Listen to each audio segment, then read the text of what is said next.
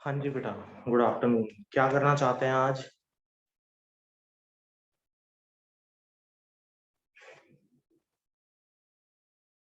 बोलो।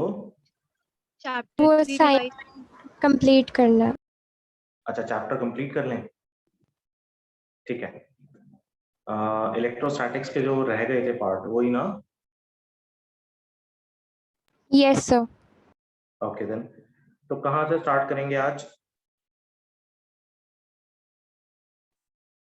Sir 5 markers आपने कहा था पढ़ने के लिए। हाँ, तो आपने 5 मार्कर्स सभी ने डिस्कस कर मतलब सभी ने एक बार ही पढ़ लिए? कोई इश्यू तो नहीं है 5 मार्कर्स में? No sir. एक एक करके मैं रीड कर देता हूँ, बता देता हूँ, सबको थोड़ा सा आइडिया हो जाएगा। सभी लोग अपने पास 5 मार्कर्स खोलो और फिर उसके बाद न्यूमेरिकल्स भी ट्राई कर लेते हैं, एक बार ये खत्म ही हो जाएगा आज। ठीक है? Okay sir. Yes sir. चलो फिर उसके बाद करंट इलेक्ट्रिसिटी पकड़ेंगे बेटा। अच्छा, इसके अंदर चैप्टर में कैपेसिटर, आज कुछ बच्चों को डाउट था। ठीक है, मैंने अभी एक कैपेसिटर का एक क्लास उनका 115 पे रखा था और 115 से 2 तक मैंने उनका कैपेसिटर का जो क्लास लिया है। अब कैपेसिटर के कुछ न्यूमेरिकल्स में बच्चों को प्रॉब्लम आ रही है, तो क्या ये सभी के साथ है कि हम कैपेसिटर का एक सेशन रखें सिर्फ न्यूमेरिकल से रिलेटेड? Yes sir. चलो ठीक है। Yes sir. चलो ठीक है, पहले 5 मार्कर्स डिस्कस कर लेते हैं, फिर इसी में से पहले कैपेसिटर के क्वेश्चंस पकड़ लें। ठीक है? Okay sir. ठीक है। अच्छा चलो, पहला क्वेश्चन 5 मार्कर्स में, state the principle of when D graph generator is not in your course, छोड़ दो इसको। ठीक है, नेक्स्ट आ जाओ। derive an expression for the strength of electric field intensity at a point on the axis of uniformly charged circular ring. Obviously ये तो एक डेरिवेशन है और ये आपको सबको आती होगी। आती है बेटा?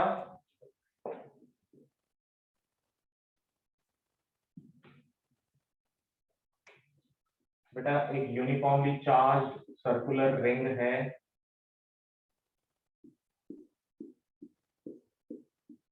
और इसकी एक्सियल लाइन पर कहीं पर मुझे ये इसका रेडियस r होगा, ये डिस्टेंस x होगा और मुझे इस पॉइंट पर इलेक्ट्रिक फील्ड बतानी है। ये तो डेरिवेशन है, ये सबको आती है? Yes sir. Yes sir. ठीक है। अच्छा एक बात बताओ, अगर ये सबको आती है तो टेस्ट में सबने क्यों नहीं अटेम्प्ट करी है? आज मैंने कुछ बच्चों के पेपर चेक करके वापस कर दिए। ठीक है, उनके मार्क्स भी मैंने उनको दे दिए, बाकी लोगों के भी हो सकता है 1-2 दिन में आप लोगों को मिल जाएंगे सभी को। और इसके बाद एक रखेंगे इस टेस्ट से रिलेटेड आपकी एक पीटीएम। ठीक है, लेकिन बेटा पहले मुझे ये बता दो, क्या वो टेस्ट सबने पूरी ईमानदारी से करा था? Yes sir. Yes sir. अच्छा, क्योंकि एट टाइम्स कुछ जगह पे मुझे ऐसा लगा कि नहीं, वहां पर कुछ ना कुछ गड़बड़ है। चलो कोई बात नहीं, मैं आप ही की बात मान लेता हूँ कि हाँ आप लोगों ने वो ईमानदारी से करा होगा। ठीक सर, जहाँ पे लग रहा है वो पूछ लेना। है? जहाँ पे आपको ऐसा लग रहा है वो पूछ लेना। नहीं यार, वो एक्चुअली तो रिकॉर्डेड सेशन है। ठीक है, तो मैं वो बोल नहीं सकता, तो बोलना is not a good thing. 1-on-1 होता तो मैं बोल देता। ठीक है, बट मुझे लगा कहीं कहीं, खैर कोई नहीं, मैं मानता हूँ आपकी बात। चलो अच्छा एक बात बताएं, ये वाला सबसे हो जाएगा? Yes sir. स्नेहा ये वाला हो जाएगा बेटा? Tamanna? Yes sir. Yes sir. Vaishnavi हो जाएगा?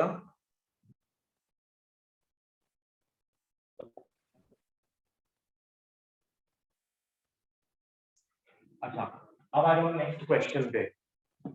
Now the next question is, derive an expression for potential energy at a point distance r from the center O of a dipole making an angle theta with the dipole. हमें एक expression बनाना है potential energy at a point distance r from the center O of the dipole making an angle theta with the dipole. Sir हाँ sir एक बार ये questions दोबारा resend कर दो। ये क्वेश्चंस दोबारा से रीसेंड कर दूं? एक मिनट बेटा, मेरे ख्याल से दोबारा से रीसेंड करना अभी करंटली तो पॉसिबल नहीं है सर ये बेटा। आपने कौन सी डेट पे भेजे थे, एक बार मैं चेक कर लेती हूँ, आप एक बार बता दो। बेटा डेट भी मेरे को याद नहीं है, मेरे को अब ये एक बार ऑफ करके ना फिर वापस पहले व्हाट्सएप खोलना पड़ेगा, तब मैं बता पाऊंगा। बेटा आप लोग ये वाला असाइनमेंट एक बार सेंड कर सकते हो कोई भी तमन्ना को? तो ग्रुप पे भेज दूं? हाँ ग्रुप पे भेज दो।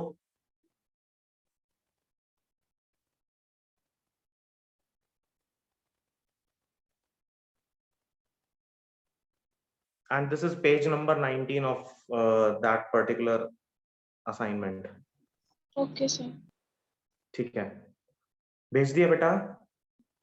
तो जा ओके अच्छा देखो,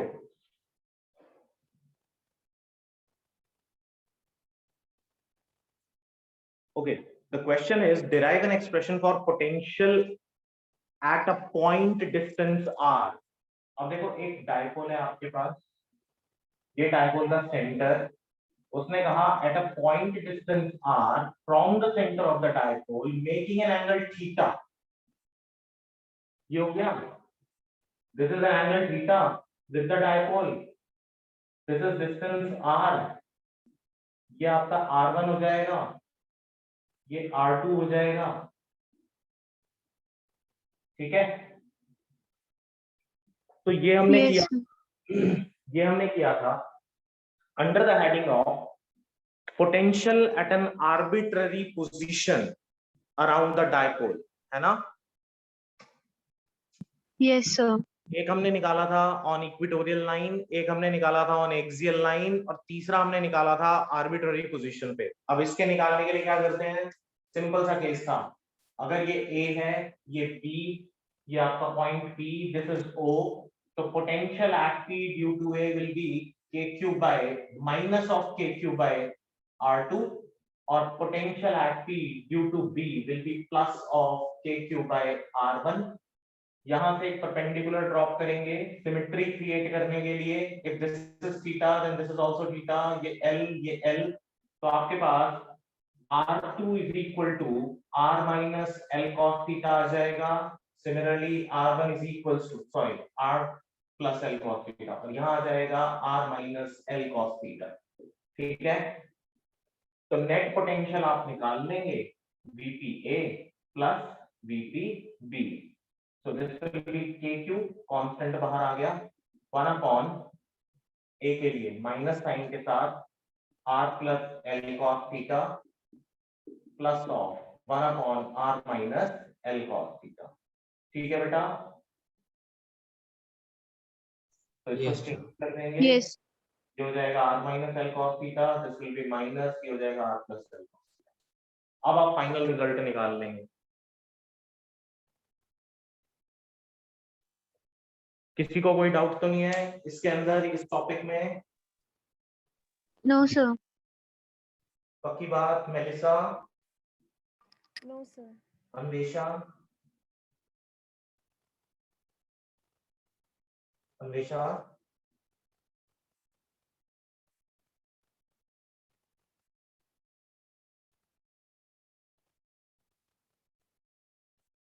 नेक्स्ट बेटा question number 4।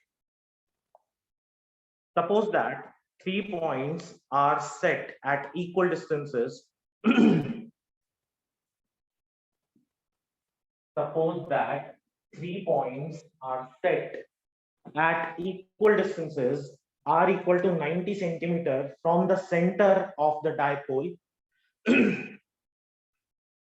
Point A and B are on either side of that dipole on the axis. And point C, which is on the perpendicular bisector, यानी आप एक डायपोल ले लो पहले, तो ये रहा dipole, minus Q plus Q, ये O, this is distance L। तो वो कहता है 3 पॉइंट्स हैं, point A and B on either side of the dipole on the axis A closer to positive, this is A, closer to positive and B closer to B बोल रहा है, यानी कि नेगेटिव ही होगा ऑब्वियसली. This is B. अब distance 90 ले रहा है, तो R90 मतलब सेंटर से होगा, ये 90 सेंटीमीटर, ये भी 90 होगा. ठीक है. And point C, which is on the perpendicular bisector through the line joining the charges. Perpendicular bisector, ये आपका point C है. What would be the electric potential due to the dipole of dipole moment? अब इस dipole का dipole moment P दे रखा है, which is 3.6 into 10 to the power minus 19 coulomb meter at point से, यानी A पे potential निकालना है, B पे निकालना है और C पे निकालना है. निकल जाना चाहिए.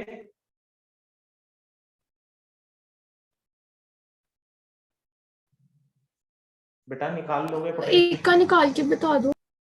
निकाल लेते हैं. अब देखो, हमें अगर C पे निकालना है, ये लो, ये L, ये 90, ठीक है. तो आप C पे कैसे निकालोगे? Potential at C due to, let's say कि इसको मैं 1 मान लूं, या इसको कोई और नाम दे दो, M दे दो, इसको N दे दो. Potential at C due to M will be minus of KQ by this distance. तो ये 90 है, ये L है, तो ये निकल जाएगा under the root 90 square plus L square. हो जाएगा बेटा. इससे निकालोगे तो कितना आएगा? Potential at C due to N will be plus of KQ by, ये डिस्टेंस भी उतना ही आएगा, under the root 90 square plus L square. तो इस पॉइंट पे नेट पोटेंशियल कितना हो जाएगा? Net potential VCM plus VCN which is equal to 0.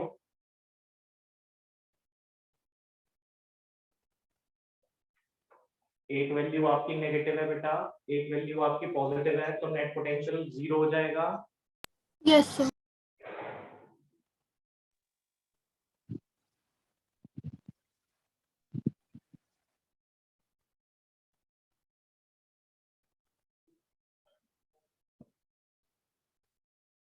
एक अब B पे निकाल लेंगे, A और B पे निकाल लेंगे. Yes sir. Potential at B, अगर पोटेंशियल एट B निकालना है तो पहले आप इससे देखेंगे, फिर इससे देखेंगे, है ना. Yes. Potential at B due to M कितना हो जाएगा आपके पास? Minus of KQ by 90 minus L. Yes sir. ठीक है. Similarly potential at B due to N will be equal to KQ by 90 plus L. ठीक है. तो नेट पोटेंशियल हो जाएगा VBM प्लस VBN. सॉल्व कर लेंगे. Yes sir. यस और सिमिलरली आप इसको A के लिए भी सॉल्व कर सकते हो. Yes sir. बेटा सबको क्लियर हो गया? अन्वेषा क्लियर है बेटा ये यस बात? सर क्लियर है. Sneha, Nandini, Melissa, yes sir. Ashish. Yes, sir. Yes, sir. ठीक है. Question number 5. Derive an expression for capacitance of parallel plate capacitor with dielectric slab of thickness E less than D.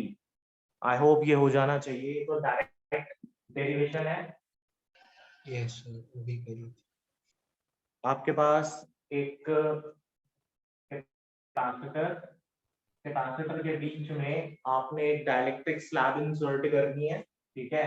मान लिया ये प्लेट के separation आपका D है, तो इस प्लेट सेपरेशन D और प्लेट एरिया A के लिए आपकी कैपेसिटेंस होगी epsilon not a by D, और यहाँ पर पोटेंशियल होगा ई नॉट इंटू डी, ठीक है। लेकिन अगर मैं इसके अंदर एक डाइलेक्ट्रिक स्लैब इंसर्ट कर दूं जिसकी थिकनेस यानी P छोटा हो किससे, D से, तो मेरे ख्याल से कैपेसिटेंस कैलकुलेट हो जाएगा यहाँ से, सीधा सीधा है बेटा ये तो।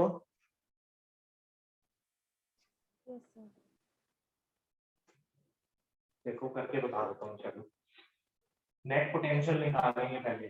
नेट पोटेंशियल किसके इक्वल होगा, नेट पोटेंशियल होगा potential when there is nothing between the plates यानी V naught plus potential with dielectric slab between the plates. अब जब आप डाइलेक्ट्रिक स्लैब इंसर्ट करते हो तो इसके रैंडमली प्लेस्ड मॉलिक्यूल्स अपने आप को एक सर्टेन डायरेक्शन में अलाइन कर लेते हैं, और वो डायरेक्शन में अलाइन करते हैं कैसे, इस तरह से, यानी सारा का सारा negative charge towards the positive plate आ जाता है, और सारा का सारा positive charge opposite to the positive plate चला जाएगा, यानी towards the negative plate. It means this end of the dielectric seems to be completely positive and this end of the dielectric seems to be completely negative. कब, जब ये plate positively charged हो और बेटा ये वाली प्लेट नेगेटिवली चार्ज्ड हो, ठीक है, ठीक है ना। Yes, sir. Yes, sir. तो बाहर इस प्लेट से बाहर जो इलेक्ट्रिक फील्ड की डायरेक्शन होगी वो ये होगी ई नॉट, लेकिन स्लैब के अंदर जो इलेक्ट्रिक फील्ड की डायरेक्शन होगी वो ये होगी, this is your polarised electric field. तो V will be equal to E naught into D minus T, क्योंकि ई नॉट, नॉट का मतलब स्पेस, वैक्यूम कहां पर प्रेजेंट है, outside this slab. Outside this slab आपके पास डिस्टेंस कितना है, D में से आप T माइनस कर दो तो उतने ही डिस्टेंस का स्पेस आप यूज करोगे ना, प्लस ऑफ VT।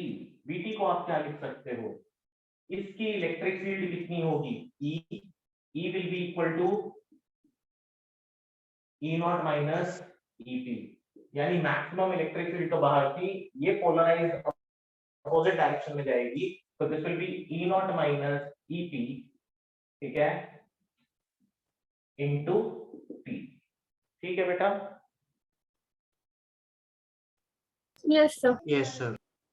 ठीक है, इसको बहुत सारी बुक्स में थोड़ा सा सिंप्लीफाई करके ऐसे भी किया हुआ है, E not D minus T and they keep it E only, ठीक है, इंटू T। अब E नॉट को अगर कॉमन निकाल लें तो this becomes D minus T plus T by K, क्योंकि E by E not basically 1 by K होता है। So this is your potential. Now you can calculate capacitance. Capacitance is equals to Q by V. V की जगह ये वाली value डाल दो, E not into D minus T plus T by के, और ई नॉट को आप क्या लिख सकते हो, sigma by epsilon not, epsilon not ऊपर आ गया। चार्ज को आप क्या लिख सकते हो, sigma into area, this will be T minus T plus T by के, सिग्मा से सिग्मा कैंसिल आउट हो गया, तो आ गया epsilon not a upon D common निकाल लो तो अंदर बच गया 1 minus T by D plus T by के डी, ठीक है। So this is your net capacitance. Now look at this. This particular fraction is smaller than even D, है ना? ये particular fraction छोटा है ना बेटा? Yes. 1 से छोटा है ना? As this is less than 1, तो capacitance will increase. Yes, sir. You can also write it as C is equals to C naught upon 1 minus T by D plus T by KD. लिख सकते हैं ना इसको, भाई epsilon not A by D is nothing but C naught, ये रहा।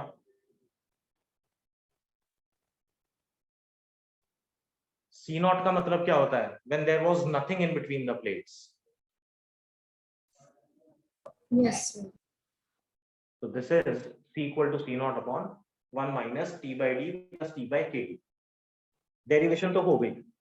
अब वो कहता है हाउ वुड द फॉलोइंग, यानी energy, charge, potential be affected if dielectric slab is introduced with battery disconnected, dielectric slab is introduced after the battery is connected. अब आप battery connect करो मत करो, ठीक है, होता क्या है, जब आपने बैटरी कनेक्ट करी तो ऑब्वियसली पोटेंशियल बढ़ जाता है, ठीक, लेकिन आपने बैटरी डिस्कनेक्ट कर दी तो पोटेंशियल बढ़ेगा नहीं। इनिशियली जितना कैपेसिटर का पोटेंशियल है उतने ही पोटेंशियल से आपको आंसर्स निकालने होंगे। तो मेन कंसर्न हमारा ये है कि एनर्जी पे क्या फर्क पड़ेगा और चार्ज पे क्या फर्क पड़ेगा। अब ये पर्टिकुलर चीजें हम ऑलरेडी पहले भी डिस्कस कर चुके कि एनर्जी पे क्या फर्क पड़ता है।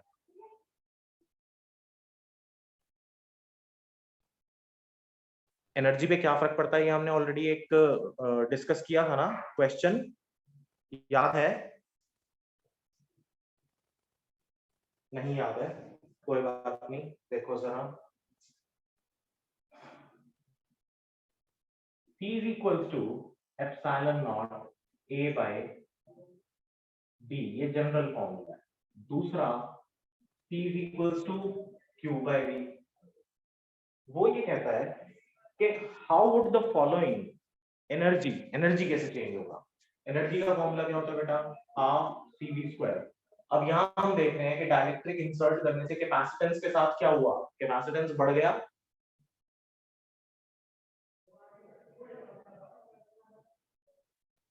सर एक मिनट रिपीट करना।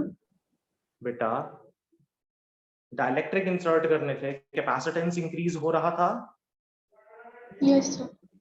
अगर कैपेसिटेंस इंक्रीज होगा तो एनर्जी बढ़ेगा ना, half CV square. Yes sir. ठीक है, कैपेसिटेंस इंक्रीज कर गया। अब बात आ गई चार्ज की, तो कैपेसिटेंस इंक्रीज करने से एनर्जी इंक्रीज हो गई। अब बताओ charge Q is equal to CV, लेकिन चार्ज के ऊपर क्या फर्क पड़ेगा, बोलो।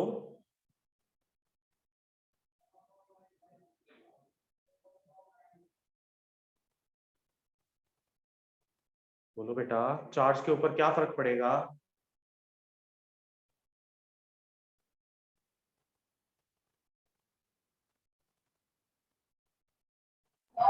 Sir increase. क्यों इंक्रीज करेगा,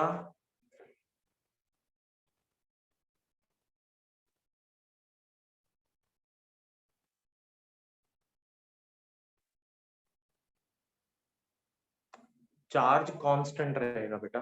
देखो यहां पर आपका पोटेंशियल भी तो इंक्रीज कर रहा था, तो अगर पोटेंशियल और कैपेसिटेंस दोनों वेरी करेंगे तो आपका चार्ज फेयरली क्या रहेगा, कांस्टेंट रहेगा। वैसे भी चार्ज आपका पोटेंशियल पे डिपेंड करता है, पोटेंशियल इज नॉट वेरिंग यहाँ पर, है ना। आपने बैटरी से नहीं कनेक्ट कर रखा ना, उसको सिर्फ डाइलेक्ट्रिक इंसर्ट किया है ना, तो चार्ज तो उतना ही रहेगा ना बेटा। Yes, sir. नहीं, चार्ज इंक्रीज करेगा। देखो ध्यान से, आप यहाँ पर देखो इनसाइड नेट पॉजिटिव चार्ज बढ़ गया ना बेटा, और नेट नेगेटिव चार्ज भी तो बढ़ गया डाइलेक्ट्रिक इंसर्ट करने पे।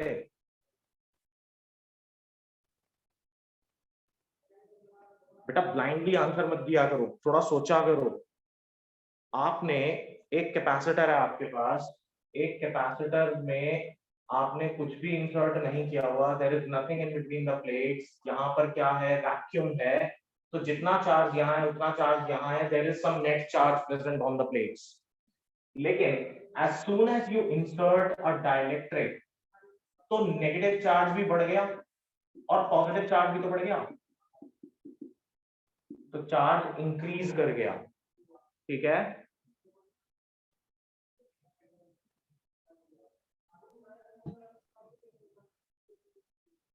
ठीक है बेटा।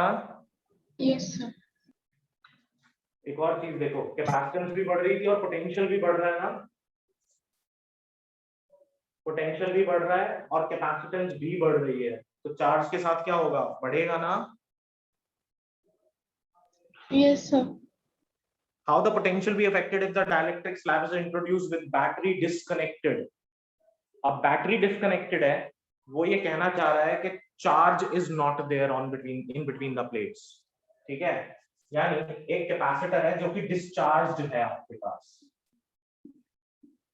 तो there will be no effect on the potential, लेकिन as soon as the battery is connected there will be some effect on the potential, और बैटरी कनेक्ट करने के बाद क्या हो रहा है, जैसे ही प्लेट्स के ऊपर चार्ज आएगा पोटेंशियल इंक्रीज कर जाएगा, ठीक है।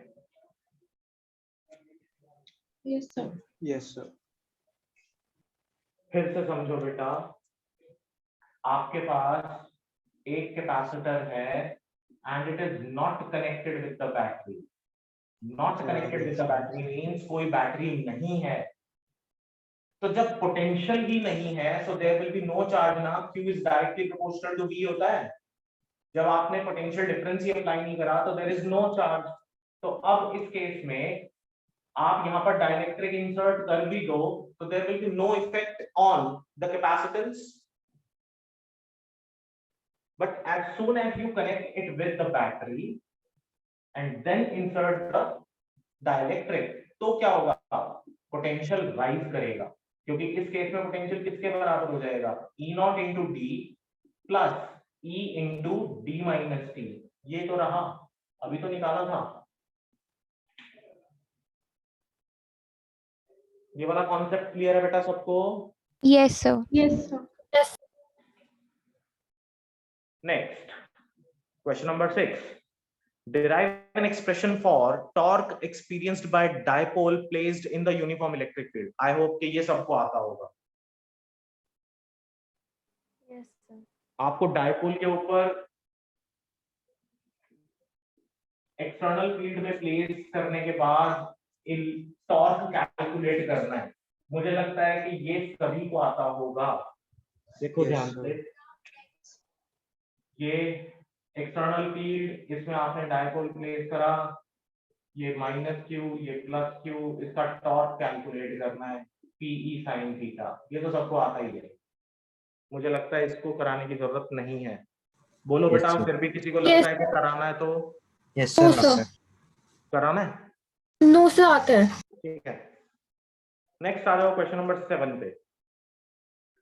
State Gauss theorem, derive an expression for, अच्छा हाँ एक मिनट बेटा, आज मैंने लगभग 7-8 लोगों को पेपर दिए थे, ठीक है, उसमें से कुछ लोगों की जो गॉस थ्योरम की स्टेटमेंट है ना, वो स्टेटमेंट मुझे अच्छी नहीं लगी। मैंने आपसे बोला था कि बेटा जब हम लॉ की बात करते हैं ना, लॉ, तो लॉ का मतलब होता है जो स्टेटमेंट जैसी दी गई है आपको वैसी ही लिखनी है। लॉ हमेशा अंडर कोट्स होते हैं, ठीक है, यानी वो वर्ड्स हमेशा अंडर कोट्स होंगे, लेकिन डेफिनेशन आप किसी चीज को अपने शब्दों में डिफाइन जरूर कर सकते हो, लेकिन लॉ को ऐसा मत करना, जो स्टेटमेंट लिखी गई है वैसी की वैसी लिखो। मुझे नहीं लगता कि इसको याद करने में कोई दिक्कत थी। That it states that surface area integral of electric field in a closed region is 1 upon epsilon naught times the total charge enclosed within the region। बस इतनी बात तो लिखनी है, वहां पर फ्लक्स बोलना, वहां पर और अलग अलग चीजें बोलना कि भाई flux leaving and flux entering, ऐसा नहीं लिखते, ठीक है। स्टेटमेंट्स को बहुत ध्यान से, जैसा स्टेटमेंट है वैसा ही लिखते हैं, स्टेटमेंट में अपनी तरफ से मैनिपुलेशंस नहीं करते हैं, ठीक है, ठीक है बेटा? Yes sir. हाँ, और डेरिवेशंस करने का एक तरीका है, मैंने पहले भी बोला था, आपको ना कुछ वो लिखने पड़ेंगे, मतलब फिजिक्स भी दिखानी पड़ेगी थोड़ी सी, मैथमेटिक्स सबको आती है बेटा, इंटीग्रेशन सबको आता है, साइन थीटा का करना, कॉस थीटा का करना आता है, ठीक है। फिजिक्स क्या कहती है, जो लॉजिक्स है, किसी चीज को करने के लिए, कोई फॉर्मूला डिराइव करने के लिए आपने क्या चीजें सपोज करी हैं, आप कैसे उनको मैनिपुलेट कर रहे हो, चेंज क्या कर रहे हो वहां पर, ठीक है, क्या आपने वो assumptions ली हैं, वो सब चीजें आपको लिखनी पड़ेंगी। आई थिंक डेरिवेशन पार्ट सिर्फ 2 ही डेरिवेशंस थी लास्ट के, इनफैक्ट 2-3 डेरिवेशंस थी इस पूरे पेपर के अंदर जो हमने दिया था आपको, उसमें डेरिवेशंस को सबसे अच्छे तरीके से समर्थ ने लिखा है। ये बात बहुत अच्छी है कि उसने हर एक चीज को एक्सप्लेन करके लिखा कि कैसे, मतलब that is the ideal thing कि भाई कैसे लिखा जाना चाहिए, consider this and that, suppose this and that, ये assumptions हैं, ये लिखो, ये सबके लिए बेनिफिट की बात है। वहां पेपर में अननेसेसरी 4 लाइनें लिखने के बजाय अपने 1 या 1.5 2 नंबर गंवा देना, ये कोई समझदारी वाली बात नहीं है बेटा, ठीक है। Okay sir. अच्छा, state Gauss theorem, derive an expression for electric field due to a charged plane sheet, simple concept है। तो find the potential difference between the plates of a parallel plate capacitor having surface charge density इतना and separation इतना। हाँ तो निकल जाना चाहिए। क्या था, find the potential difference between the plates of a parallel plate capacitor having surface charge density इतना and plate separation इतना। अब एक बात बताओ, कैपेसिटेंस का formula epsilon not a by d होता है, ठीक है। अब सरफेस चार्ज डेंसिटी क्या होती है, sigma, sigma is equals to charge upon area, ठीक है। तो आप यहां पर प्लेट सेपरेशन आपको दिया हुआ है और एरिया नहीं दिया हुआ, तो एरिया की वैल्यू क्या हो जाएगी, चार्ज अपॉन सिग्मा। और यहाँ चार्ज दिया हुआ है क्या, चार्ज भी नहीं दिया हुआ। या एक काम करो, पोटेंशियल डिफरेंस निकालना था हमको, तो Q is equals to CV, तो V is equals to Q by C, ठीक है।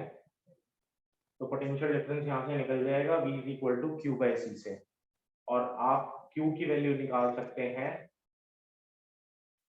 Q की वैल्यू निकाल सकते हैं सिग्मा इंटू A, और C की वैल्यू निकाल सकते हैं epsilon not A by D। A से A कैंसिल आउट हो गया, तो sigma D by epsilon not निकल जाएगा। सिग्मा दिया हुआ है, D दिया हुआ है, एप्सिलॉन नॉट की वैल्यू आपको पता है। Yes sir. हाँ सर, आ जाएगा। आ जाएगा। नेक्स्ट आ जाओ बेटा, question number 8, and the question number 8 is exactly the same as the question number 5। तो बात करते हैं क्वेश्चन नंबर 9 के बारे में। Using Gauss theorem, obtain an expression for electric field intensity due to a plane sheet of charge, ठीक है। Hence obtain expression for electric field intensity in a parallel plate capacitor। हो जाएगा।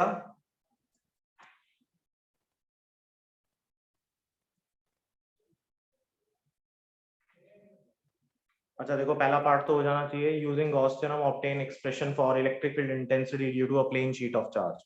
निकल जाएगा ना ये तो। हाँ सर, ये हो जाएगा।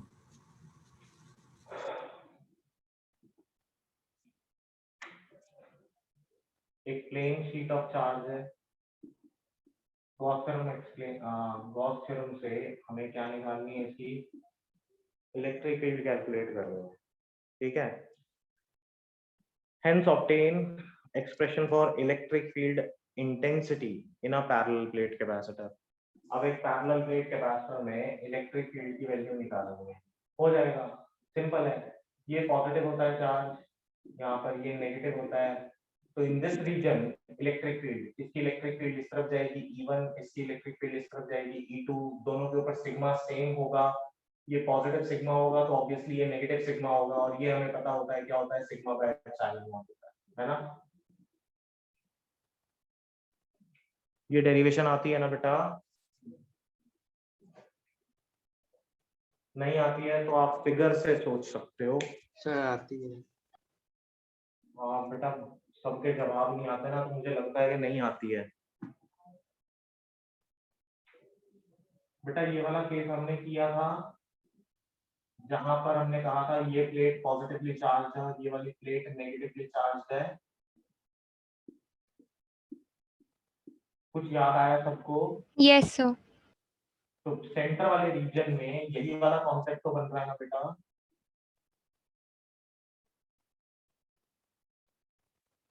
Yes, sir.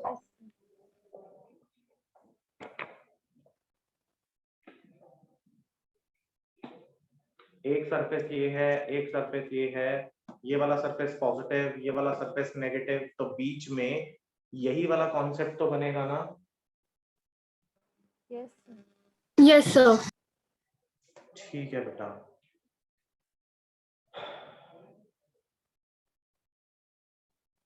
ठीक है। क्वेश्चन नंबर 10 क्या था? Right 5 to 6 important results regarding electrostatics of conductors. छोड़ो, तो 5 मार्क के क्वेश्चंस हमने कर लिए, डिस्कशन हो गया 5 मार्क्स के क्वेश्चंस का। अब इसी असाइनमेंट के न्यूमेरिकल्स वाले पार्ट पे आ जाओ।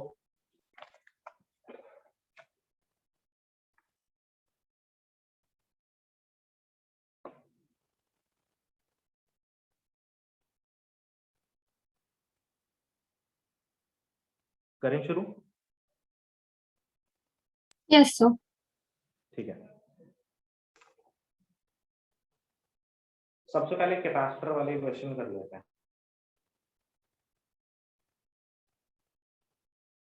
क्वेश्चन नंबर 12 देखें ध्यान से।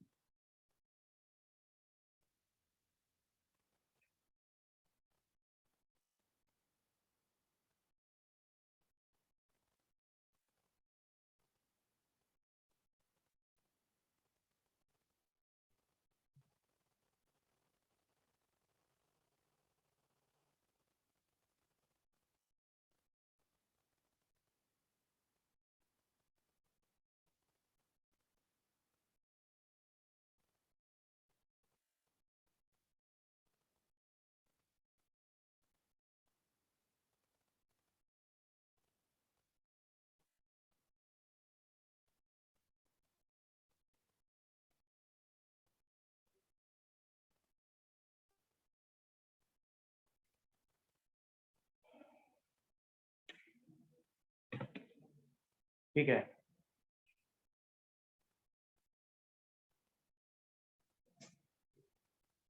अब इस सर्किट को ध्यान से देखो बेटा। ये जो पार्ट है ए और बी, इसके बीच की जो नेट कैपेसिटेंस थी, नेट दैट इज 1 माइक्रोफैरड, यानी पूरे सर्किट की नेट कैपेसिटेंस 1 माइक्रोफैरड दे रखी है। आपको P की वैल्यू निकालनी है।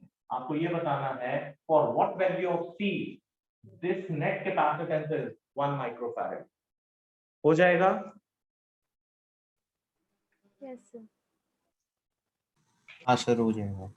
करो ट्राई, जल्दी से करो, फटाफट आंसर बताएं।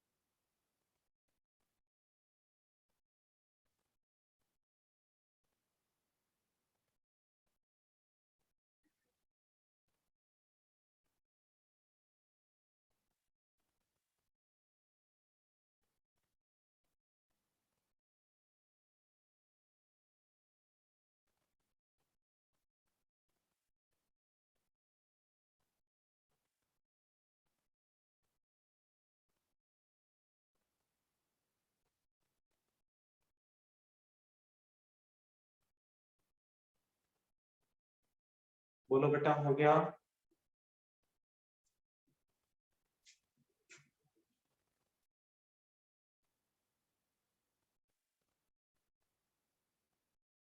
चलो करते हैं, देखो ध्यान से। ए और बी के बीच में निकालना था, ठीक। अगर मैं इन तीनों को देखूं तो ये तीनों सीरीज में है।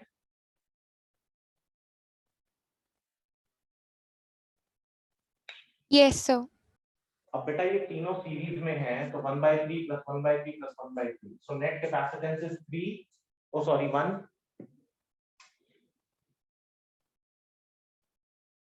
आ गया। अब ये 1 और 3 आपस में किसमें हो गए? पैरेलल में। तो 1 और 3 पैरेलल में कितने हो जाते हैं बेटा? 4। तो 1 और 3 पैरेलल में हो गए 4। ये लो जी।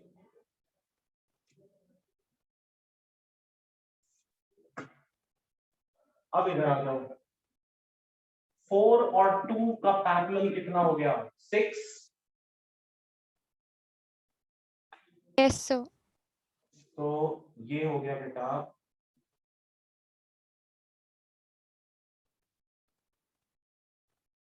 6। 6 और 3 का सीरीज कितना हो गया? 1/3 प्लस 1/6, 6 आ गया। 3 1/3, तो दिस इज 1/2, यानी c की वैल्यू आ गई 2। तो इसको यहाँ पे खत्म कर दूं, इसको यहाँ पे खत्म कर दूं, तो ये आ गया 2। 4 और 2 का पैरेलल कितना हो गया? 6। ठीक है,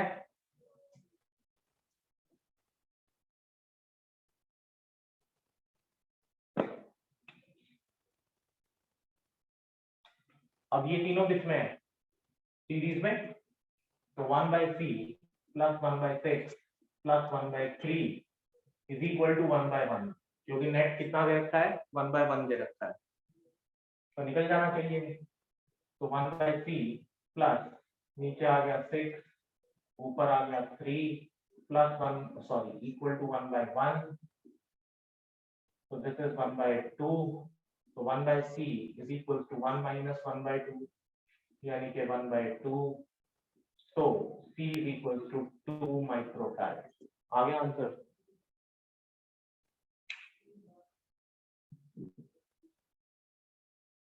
बेटा हो जाएगा? हाँ Yes, सर, आ sir. जाएगा।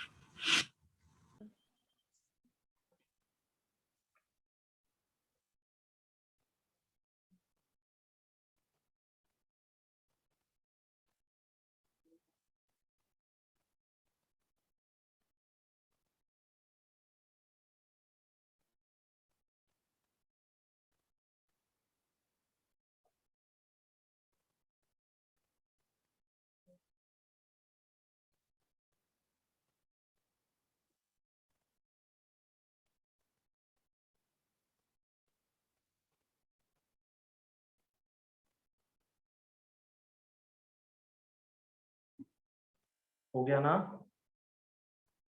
Yes, sir. अगला क्वेश्चन बेटा,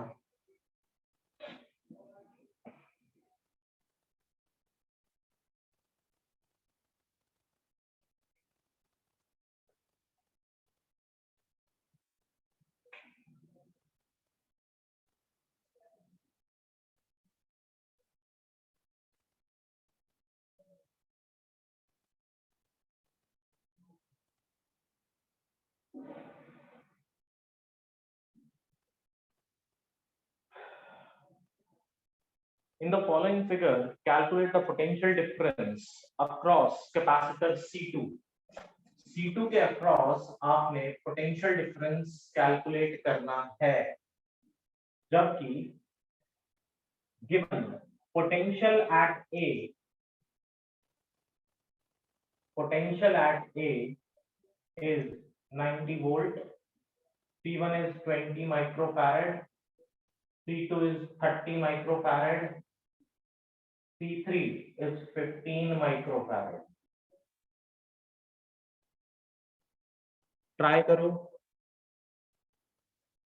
सर ये वाला हो गया। हो गया? सर कैसे करा बेटा?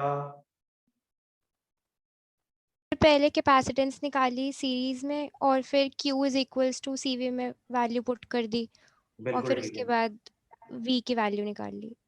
बिल्कुल ठीक है, सबसे हो जाएगा। Yes. हाँ सर, हो जाएगा। जैसे बताया गया है बिल्कुल वैसे ही।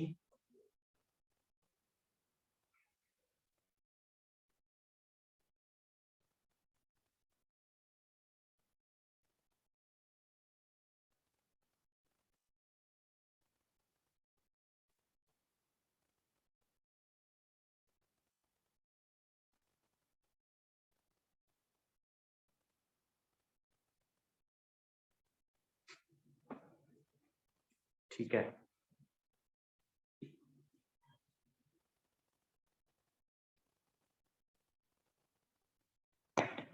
अच्छा, इसका क्वेश्चन नंबर 11 किसी ने करा ट्राई?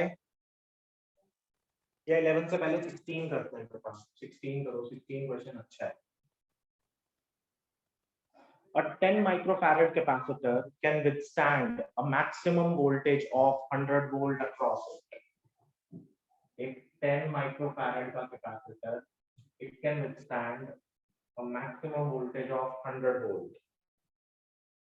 Whereas 20 microfarad capacitor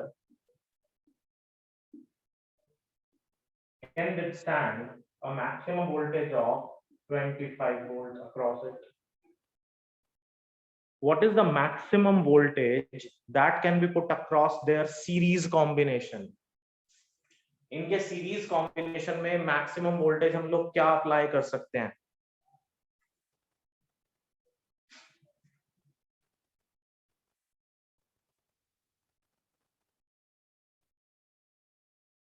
कोशिश करो।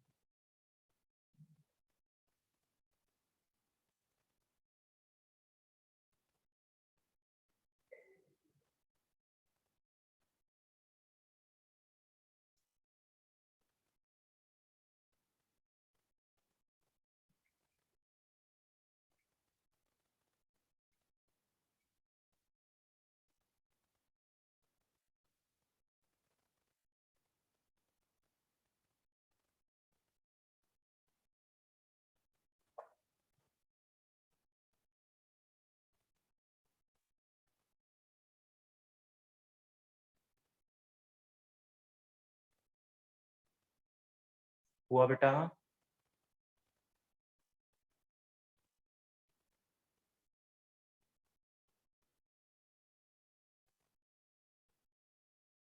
सर आप करवा दो। किसी से भी नहीं हुआ?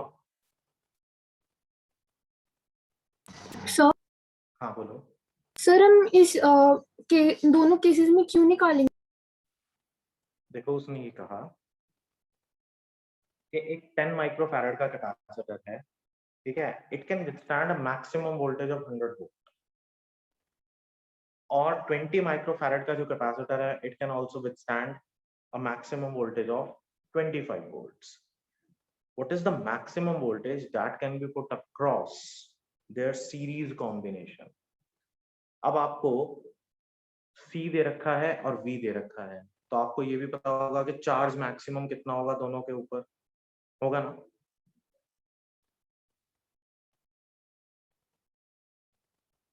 ठीक है बेटा?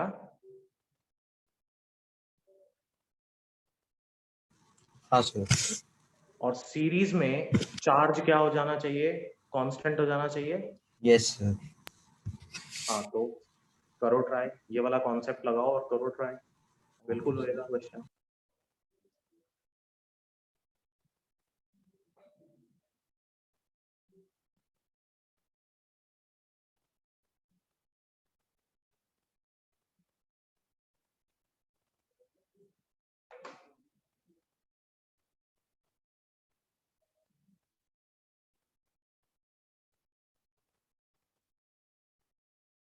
कैपेसिटर्स के क्वेश्चंस के लिए और प्रैक्टिस के लिए कल आप लोग अगर 1:15 पे ज्वाइन कर सकते हैं तो मैं लिंक भेज दूंगा। क्या सभी लोग अग्री करेंगे? तो मेरी स्कूल की क्लास है कितने बजे तक? सर 2 बजे तक। 2 बजे तक है। हाँ सर। आर्यन पेपर कब है बेटा? स्नेहा पेपर कब है? सर जुलाई में है। सर अभी तो बोला हुआ है 5 जुलाई से शायद। अच्छा ठीक है। आर्यन जुलाई में है यस सर। और स्नेहा आपका कब है बेटा? सर जुलाई में। ओके देन, तो कोई इशू नहीं है, फिर परसों रख लें, परसों ही कैपेसिटर के क्वेश्चंस ही प्रैक्टिस कर लेंगे। Yes sir. यस ठीक है। सर। तो अच्छा, आप लोगों की, अच्छा समर्थ, क्या क्लास रोज 2 बजे तक होती है? सर MWF होती है। MWF होती है, अच्छा हमारे वाले टाइमिंग्स पे ही होती है मतलब। यस। चलो कोई नहीं, परसों 2 बजे कैपेसिटर्स के और क्वेश्चंस, ठीक है? कुछ क्वेश्चंस मैं और भेजूंगा, ट्राई करेंगे, और ये वाले क्वेश्चन को जैसे मैंने बोला वैसे ही करेंगे अभी, ठीक ओके है? Okay, thank you sir. ठीक है बेटा, thank you. Thank you. Sir अगर हाँ। आपके पास कोई सॉल्व आंसर्स क्वेश्चंस है तो वो भेज दीजिए। अच्छा सॉल्व क्वेश्चंस, ठीक है, हाँ वो जी। भेज देता हूँ। ठीक है, भेज दो। Thank you sir. Okay, thank you sir. ठीक है बेटा।